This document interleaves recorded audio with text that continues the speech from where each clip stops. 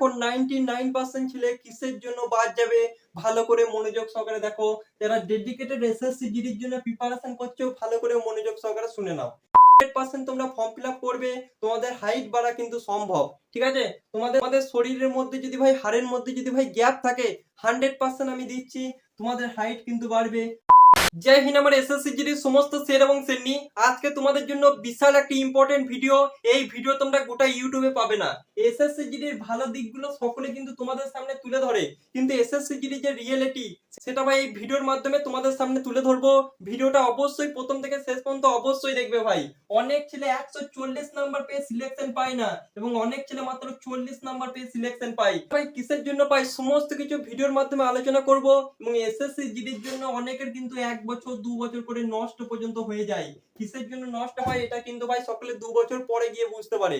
কিন্তু এই ভিডিওটা ভালো করে দেখে নাও, আমি তোমাদেরকে যে রিয়েলিটিটা সেটা কিন্তু এই ভিডিওর মাধ্যমে তোমাদেরকে এ টু জেড সমস্ত কিছু ক্লিয়ার করে দিচ্ছি ভাই। তার আগে ভাই তোমরা যদি আমাদের চ্যানেলে নতুন হয়ে থাকো অবশ্যই সাবস্ক্রাইব করে নেবে। তোমাদের নোটিফিকেশন বের হবার পর এই চ্যানেলেই তোমরা ম্যাথ এবং রিজনিং এর ক্লাস কিন্তু পেয়ে যাবে।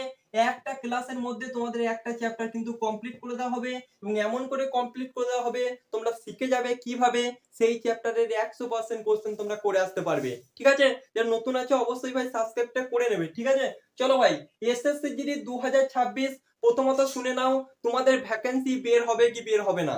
ভালো করে শোনো, তোমাদের অক্টোবর মাসে বের হওয়ার কথা ছিল, এখন কিন্তু অক্টোবর মাস চলছে, এখনো কিন্তু কোনো রকম কোনো খবর নেই। আমি তোমাদেরকে ভালো করে বলছি, যারা নতুন আছে একটু শুনে নাও। এসএসসি জিডি প্রত্যেক বছর আমাদের ফিলিংকে নিয়ে এভাবেই চিনিমিনি খেলে। ঠিক আছে, এসএসসি জিডি এক বছরকার মধ্যে তাদের 100% প্রসেস কমপ্লিট করবেই, কিন্তু এসএসসি জিডি প্রত্যেক বছর তোমাদের ফিলিংটাকে নিয়ে কিন্তু চিনিমিনি খেলবেই। অক্টোবর বললে নভেম্বর, নভেম্বর বললে ডিসেম্বর, জানুয়ারিতে এক্সাম বললে ফেব্রুয়ারি, ফেব্রুয়ারিতে এক্সাম বললে মার্চ। ঠিক আছে, তো ভালো করে মনোযোগ সহকারে দেখো, তোমাদের কিন্তু 100% ভ্যাকেন্সি কিন্তু বের হবেই। ঠিক আছে, অক্টোবর মাসে তোমাদের নোটিফিকেশন আমি আশা করছি আসবে না, তোমাদের অক্টোবরের শেষ উইক বা তোমাদের নভেম্বর মাসে কিন্তু 100% নোটিফিকেশন বের হবে।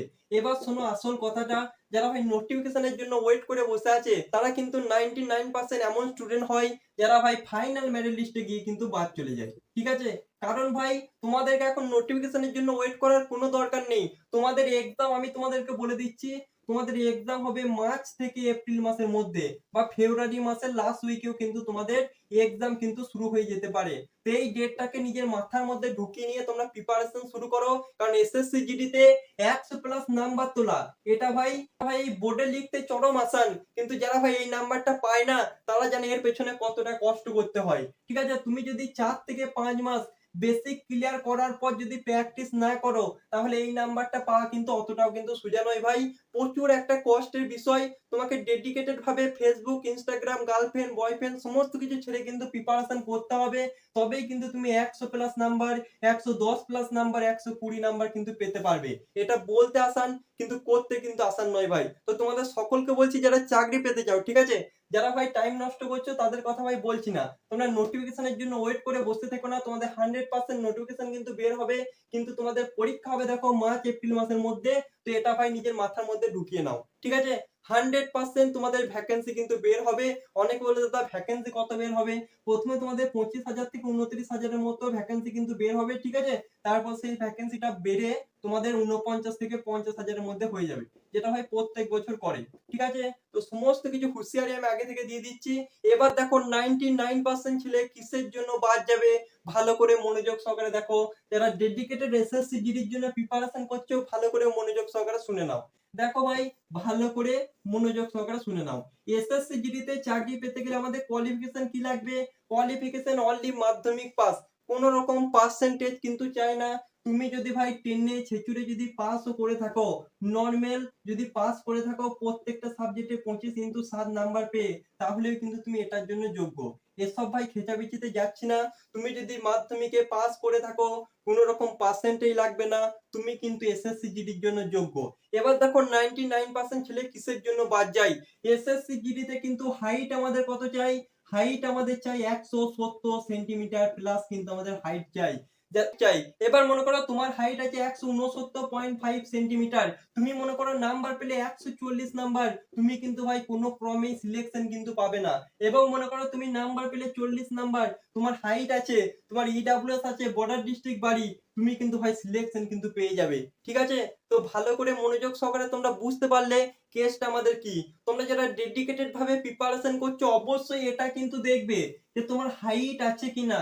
যদি হাইট থেকে থাকে ভাই, তাহলে তুমি ডেডিকেটেড ভাবে এসএসসি জিডির জন্য 4 থেকে 5 মাস প্রিপারেশন করো, তুমি 100% সিলেকশন কিন্তু পেয়ে যাবে। সমস্ত কিছুকে সাইডে রেখে তুমি 4 থেকে 5 মাস প্রিপারেশন করো, তুমি কিন্তু সিলেকশন 100% পেয়ে যাবে।